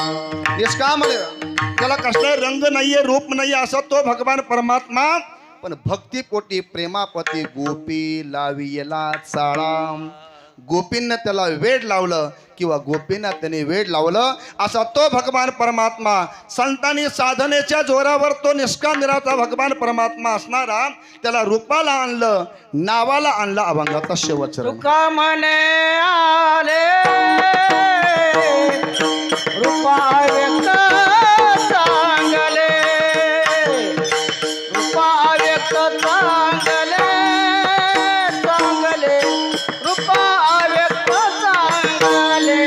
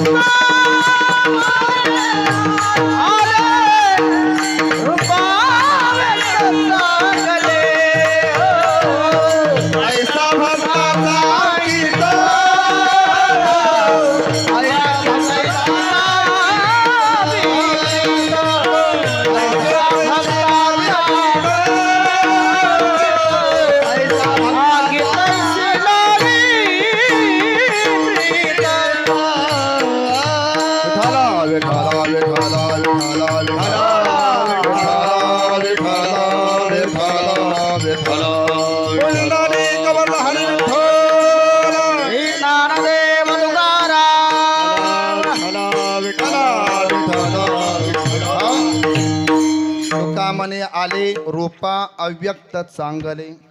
जो निष्काम निराळा तो भगवान असणारा, ज्याला कसलाही आकार नाहीये, न होता काळा गोरा खोजाना ठिंगना.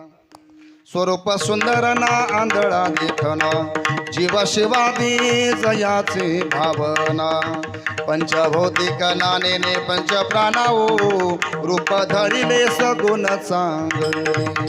नवता गाव शिव पहिला याशी काही, नाव रूपाशी आधीची ठाव नाही. असा तो भगवान परमात्मा. भक्तांनी साधना केली आणि त्या भगवान परमात्म्याला नावालाही आणलं, रूपालाही आणलं.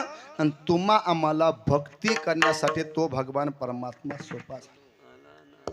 मला सांगा, ज्या भगवान परमात्म्याला आकार नाही, ज्या भगवान परमात्म्याला कसलाही रंग नाही, त्याची आपण उपासना करू की ज्याचं सुंदर स्वरूप आहे, ज्याला हात आहेत, ज्याला पाय आहेत, ज्याला सुंदर स्वरूप आहे, त्याची भक्ती करू. कोणाची भक्ती करू आपण? हा म्हणला हात पायवाल्याची. म्हणजे ज्याला आकार आहे, नावाला रूपाला जो आला, तो आपला भक्ती करण्यासाठी सोपा. ज्याला कशी म्हणून साधना करावी, म्हणून साधू संतांनी करोनी खळे हरिदासी आणि याला रूपा बळे. खळे शब्दाचा अर्थ आहे साधना. कष्ट करून साधना करून त्या भगवान परमात्म्याला नावाला आणलं, रूपाला आणलं. आणि तो भगवान परमात्मा अनेक अवताराच्या रूपाने नटलेला आहे. मग वारकरी संप्रदायामध्ये 10 अवतार मुख्य सांगितले. मत्स्य, कच्छ, वराह, नरसिंह, वामन, परशुराम, राम, कृष्ण, बौद्ध आणि कल्की, हे 10 अवतार. पण आपण जर श्रीमद भागवताचा विचार केला तर श्रीमद भागवतामध्ये भगवान परमात्म्याचे 24 अवतार सांगितले. 24 अवतार. त्याचा विस्तार मला करायचा नाही, कोणचे अवतार वगैरे काय. तर असा तो भगवान परमात्मा मग अनंत रूपाने नटला. तोच भगवान परमात्मा राम रूपाने आला आणि तोच भगवान परमात्मा कृष्ण रूपाने आला आणि अनंत प्रकारच्या खोड्या केल्या, अनंत प्रकारच्या लीला केल्या. भगवान परमात्मा लहान झाला, बालक झाला. लक्ष द्या, माझ्यासमोर सर्व सुज्ञ माणसं बसली. एक वाक्य नक्की मी तुम्हाला सांगेन. अरे ज्याला असं वाटत असेल की जगाने आपलं कौतुक करावं, शब्दाकडे लक्ष द्या. एखाद्या उंच माणसाला असं वाटत असेल की आपलं कोणतरी कौतुक करावं, त्या उंच माणसाने ठेणग्या माणसामध्ये येणं अत्यंत महत्वाचं. एखाद्या श्रीमंत माणसाला असं वाटत असेल आपलं कोणतरी कौतुक करावं, तर त्या श्रीमंत माणसाने गरिबामध्ये येणं अत्यंत महत्वाचं. एक भाव तुमच्या पुढे ठेवतो, ऐका. तुम्ही आता सर्व सुज्ञ माणसं आहेत. रामभाऊच्या मुलीचं लग्न होतं. श्रीमंत ज्यावेळेस गरिबामध्ये येतो, निश्चित त्याचं कौतुक होतं. भाव अतिशय गोड आहे. सर्वांगाचे कान करून ऐका, शांतता ठेवा, विक्षेप करू नका. रामभाऊच्या मुलीचं लग्न होतं. गरीब होता बेचारा, अत्यंत गरीब होता. घरी व्यवस्थित नव्हतं, गुडघ्या इतकं धोतर होतं, गरीब होतं. मुलीचं लग्न जवळ आलं होतं. रामभाऊने विचार केला, पत्रिका छापल्या, सर्वांना पत्रिका द्याव्यात. भाव खूप सुंदर आहे, लक्ष द्या. पत्रिका छापल्या. गरीब असल्यामुळे पत्रिका देखील अत्यंत गरीब होत्या. किती गरीब होत्या सांगू? 200 पत्रिकेचा जर गठ्ठा घेतला आणि पेनाने असं जोरास दाबलं तर 200च्या 200 पत्रिकेला खड्डा पडेल, एवढ्या गरीब असणाऱ्या पत्रिका होत्या. गरीब होता बेचारा. पाहुण्यांना पत्रिका द्याव्या म्हणून लिहित होता. पत्रिका लिहित होता, खाली ठेवत होता. पत्रिका लिहिता लिहिता लिहिता त्या रामभाऊला आपल्या मित्राची आठवण झाली. त्याच्या मित्राचं नाव होतं माननीय मुख्यमंत्री साहेब, मुंबई. एका शाळेमध्ये शिकत होते, एका सायकलवर बसून जात होते, एका डब्यामध्ये जेवण करत होते, एकाच बेंचवर बसत होते. 10वी पर्यंत 2 मित्र एकाच गावातले 10वी पर्यंत शिकले. रामभाऊला पुढचं शिक्षण परवडणारं नव्हतं, तो गावातच थांबला.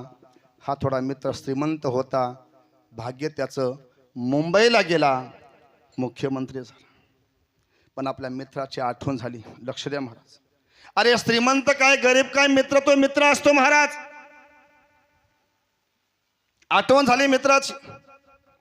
पत्रिका लिहिली मित्राला, माननीय मुख्यमंत्री साहेब, मुंबई. पत्रिका पाठवली. पत्रिका मुंबईला पोहोचली. मुख्यमंत्री साहेब बगीचेमध्ये बसले होते. पीए पत्रिका देत होता. साहेब पाहत होते, टोपलीमध्ये टाकत होते. पत्रिका पाहत होते, टोपलीमध्ये टाकत होते. पाहता पाहता पाहता या गरीब पत्रिकेचा नंबर आला. ज्यावेळेस मुख्यमंत्री साहेबांनी ती पत्रिका पाहिली आणि त्या मुलीच्या नावा पडलं, आपल्या मित्राचं नाव वाचलं, त्यावेळेस मुख्यमंत्री साहेबांना त्या पत्रिकेमध्ये आपल्या मित्राचा चेहरा दिसत होता. ती शाळा दिसत होती, ती गुरुजी दिसत होते, तो बेंच दिसत होता, ती सायकल दिसत होती. आणि मुख्यमंत्री साहेबांच्या डोळ्यामध्ये पाणी आलं. पी म्हणतो, साहेब तुमच्या डोळ्यामध्ये? हा, माझ्या मित्राच्या घरी लग्न आहे. सांगितलं पीएला, हा दिवस मी कोणत्याही सभेला जाणार नाहीये, या दिवशी मी कोणती सभा घेणार नाहीये. हा दिवस स्पेशल ठेवायचा माझ्या मित्राच्या मुलीच्या लग्नासाठी जाण्यासाठी. तारीख लिहून घेतली. या दिवशी मी कोणतेही राजकीय काम करणार नाहीये, मला माझ्या मित्राच्या मुलीच्या लग्नाला जायचं ठरलं. महाराज लक्ष द्या. पाहता पाहता पाहता तारीख जवळ आली. इकडं रामभाऊनं सर्व तयारी केली होती. गरीब होता बिचारा, मंडपही दिला होता, तो मंडपही अतिशय गरीब होता, परिस्थिती नव्हती महाराज. तारीख जवळ आली. लक्ष द्या. आणि मुख्यमंत्री साहेबांनी कलेक्टरला फोन केला, ताकीद दिली, कुणालाही सांगायचं नाही, जायचंय कुठं. मुख्यमंत्री साहेब आपल्या तालुक्यामध्ये येणार. ज्यावेळेस बातमी समजली त्यावेळेस सर्व खाकी खादी आमदार, खासदार, मंत्री, संत्री सर्व गाड्या सज्ज झाला. हेलिकॉप्टर तयार झालं, हेलिपॅड तयार झाला आणि मुख्यमंत्री साहेबांचं हेलिकॉप्टर उतरलं. झकझक झकझक झकझक करत त्या ठिकाणी हेलिकॉप्टर उतरलं. लाल दिव्याच्या गाड्या भरगा वेगाने धावत आहेत. 5-25 गाड्या पुढं आहेत, 5-25 गाड्या महागा आहेत. साहेब भरगा वगैरे रस्त्याने जात आहेत. सांगितलं होतं, ताकीद दिली होती, कुणालाही सांगायचं नाहीये. आज साहेबांनी कोणत्या मंत्राला गाडीमध्ये घेतलं नव्हतं, कुणाचा पुष्पगुच्छ स्वीकारला नव्हता, कुणाचा हार स्वीकारला नव्हता.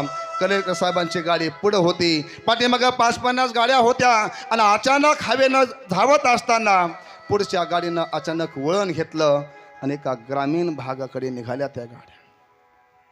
ज्या गावामध्ये रामभाऊच्या मुलीचं लग्न होतं त्या गावामध्ये सर्व गाड्या आलेल्या आहेत आणि कलेक्टर साहेबांनी बरोबर अशी गाडी उभी केली मुख्यमंत्री साहेबांची मनपाच्या समोर.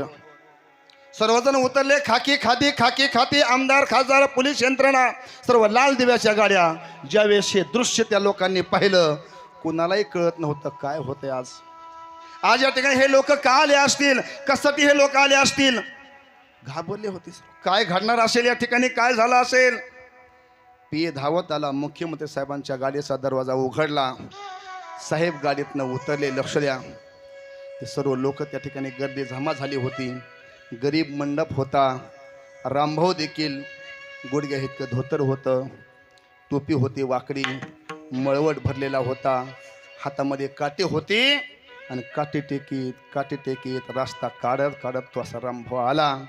आणि ज्यावेळेस रामभाऊची आणि मुख्यमंत्री साहेबांची नजर झाली, त्यांचे ओठ नंतर बोलत होते, अगोदर दोघांचे डोळे बोलत होते. दोघांच्या डोळ्यामध्ये अश्रू होते. धावत गेला रामभाऊ मुख्यमंत्री साहेबांना कडकडून मिठी मारली. साहेब, तुम्ही माझ्या मुलीच्या लग्नासाठी आले. हा रामभाऊ, तुम्हाला पत्रिका पाठवली दादा, म्हणून आज मी तुझ्या मुलीच्या लग्नासाठी आलो. एवढा आनंद झाला रामभाऊला. साहेब, तुम्ही नुसतं पत्र जरी पाठवलं असतं तरी या रामभाऊने छातीला लावून सांगितलं असतं मुख्यमंत्री साहेबांचं पत्र आहे, तुम्ही माझ्या मुलीच्या लग्नासाठी आले. हा रामभाऊ धरला हाताला, घेऊन बसवलं. महाराज, सर्व यंत्रणा उभी आहे, सर्व लोक पाहत आहेत काय घडते, कुणालाही काही कळत नव्हतं. लक्ष द्या, मुलगा दाखवण्याचा कार्यक्रम पार पडला. विवाह सोहळा संपन्न झाला आणि रामभाऊ अगोदर विवाहाकडे नाही गेला, रामभाऊ अगोदर पाहुण्याकडे नाही गेला, रामभाऊ अगोदर मुख्यमंत्री साहेबाकडे आला. साहेब, मोठी माणसं तुम्ही, तुमच्या मागं व्याप असतो, तुमची जाण्याची वेळ झाली असेल. साहेबांना सांगितलं, नाही रामभाऊ, मी सर्व लोकांना वाटा लावल्याशिवाय जाणार नाहीये. मग साहेब, तुमच्या जेवणाची व्यवस्था कुठेही केली असेल. नाही रामभाऊ, मी माझ्या मित्राच्या मुलीच्या लग्नामध्ये जेवण केल्याशिवाय जाणार नाहीये. मग साहेब, पहिल्या पंक्तीला बसणार तुम्ही. साहेबांना सांगितलं, नाही रामभाऊ, पहिल्या पंक्तीला बसण्याचा अधिकार हा पाहुण्यांचा असतो. मी तुझ्या घरचा माणूस आहे, पहिल्या पंक्तीला नाही बसणार. मग साहेब, तुम्ही काय करणार. त्यावेळेस मुख्यमंत्री साहेबांनी सांगितलं, मी माझ्या मित्राच्या मुलीच्या लग्नामध्ये पाणी वाढण्याचं काम करणार. पाणी वाढण्याचं. लक्ष द्या, कोण म्हणतोय, मुख्यमंत्री. पंक्ती बसलेल्या आहेत, भाव किती सुंदर आहे पहा. पंक्ती बसलेल्या आहेत, पत्रवळ्या वाढल्या गेल्या. गरीब होता बिचारा, ते पात्र देखील अतिशय गरीब होते, त्याच्यावरचे पदार्थही गरीब होते. ग्लास वाढले, पात्र वाढले. आणि ज्यावेळेस मुख्यमंत्री साहेब हातामध्ये जे घेऊन पाणी वाढत होते त्यावेळेस प्रत्येकाच्या डोळ्यामध्ये अश्रू होते. अरे काय प्रेम आहे. एक मित्र एवढा श्रीमंत महाराष्ट्राचा मुख्यमंत्री आणि एक मित्र एवढा गरीब. खूप परिस्थिती पायामध्ये चप्पल नाही, एवढे गरीब पण प्रेम किती महाराज. आणि ज्यावेळेस लग्न समारंभ पार पडला त्यावेळेस रामभाऊ म्हणताय, साहेब, तुमची जायची वेळ झाली असेल. त्यावेळेस सांगितलं, नाही रामभाऊ, मी माझ्या मुलीला वाट लावल्याशिवाय इथून जाणार नाही. संपला माझा भाव, संपला माझा दृष्टांत. असं होणंही शक्य नाहीये. हा एक भाव मी तुमच्या प्रगट केला. मला सांगा, अरे एखादा महाराष्ट्राचा मुख्यमंत्री जर एखाद्या गरीबाच्या लग्नामध्ये आला त्याचं कौतुक होणार नाही? निश्चित होईल महाराज. तुकोबराय सांगतायत, अरे नंदबाबाच्या दारात जो आला होता तो काय तालुक्याचा आमदार नव्हता, जिल्ह्याचा खासदार नव्हता, महाराष्ट्राचा मुख्यमंत्री नव्हता. अरे साऱ्या ब्रह्मांडाचा मालक तो असणारा भगवान परमात्मा, विश्वाचा उत्पत्ती स्थिती लय करता. पण तो भगवान परमात्मा बालक हो नंदबाबाच्या दारामध्ये आला होता. म्हणून साधू संत वर्णन करतायत, नवला केवडे केवाडे नवला केवडे केवाडे नवला केवडे नवला केवडे केवाडे नकळे कानोबाचे कोडे नकळे कानोबाचे कोडे नवला केवडे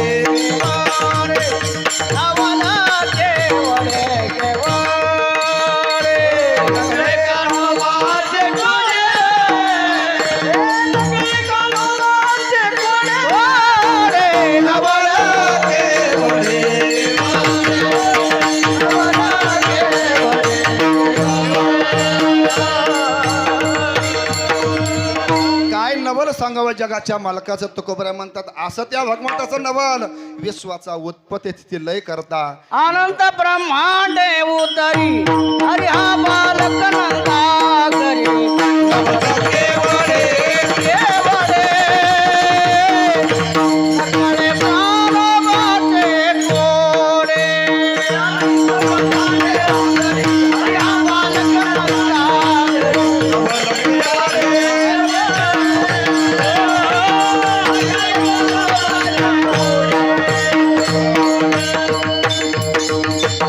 काय नवल आहे महाराज अनंत ब्रह्मांड आहे उदरी ज्याच्या उदरामध्ये अनंत ब्रह्मांड आहेत आपण त्या दिवशी कोणाच्या कीर्तनामध्ये ऐकलं एका रोमामध्ये समुद्र गुप्त केला केसामध्ये भगवान मग मला सांगा एका केसामध्ये असे अनंत ब्रह्मांड आहेत प्रत्येकाच्या शरीरावर 3.5 करोड रोम असतात 3.5 कोटी केस मग भगवान परमात्म्याचं 3.5 करोड लावा हिशोब असा भगवान परमात्मा एवढा विशाल पण काय नवल आहे हरी हा बाळक नंदा घरी लहान होतो यशोदेला आई म्हणतो विश्वाचा जनिता म्हणे यशोदेशे माता असा तो भगवान परमात्मा आणि त्याचं नवल त्याच्या खोड्या त्याच्या लीला साधू संतांनी अनेक ठिकाणी वर्णन केलेले आहेत त्याच्या थोडक्यामध्ये आपल्या या ठिकाणी विचार करायचा आहे 5 ते 10 मिनिटामध्ये भगवान परमात्म्याच्या लीलेचा विचार करायचा आणि काल्याचा प्रसंग पाहून शिवेला विराम द्यायचा